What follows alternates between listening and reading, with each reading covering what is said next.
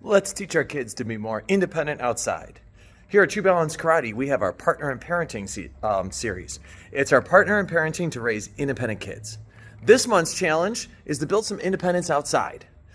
This can start at our youngest age.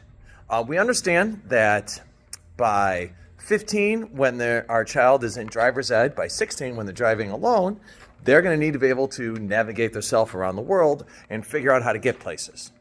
What we don't want is for you to sit next to your 15-year-old behind the wheel and for them to realize they've never actually navigated themselves around the neighborhood. They've never looked up from their phone when they're in the car or they're out and about. Now when they're trying to learn how to drive, they're trying to figure out where they're at. So our goal is, we say, always keep the end in mind.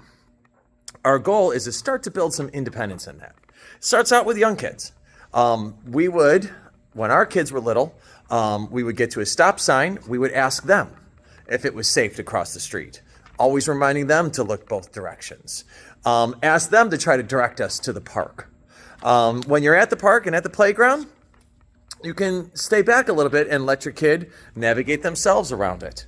Go to a new park and have them show you where everything is at instead of you pointing out. Those are the kind of things that helps our kids to open their perspective and start to look around them a little bit. As our kids get a little bit older, we should be able to walk to school on our own. Most kids can, depending on where you live, as long as you're not crossing busy streets and stuff, most kids can walk to school on their own a little bit younger than us as parents are willing to. That starts with first, let your kid go ahead of you.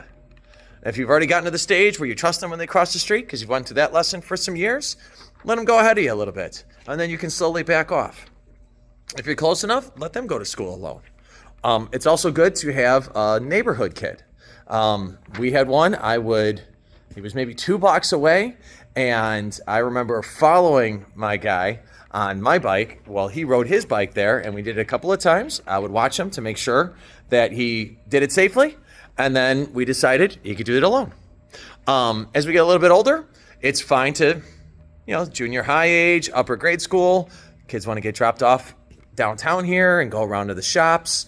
We want to make sure that we're giving them that kind of independence while we're still here as a backup to help teach them and guide them through that.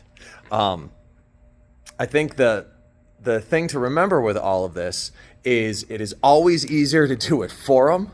We see it here in the studio with our Independent Kids series. Of course, you get out of the studio much faster if you put shoes on your kid.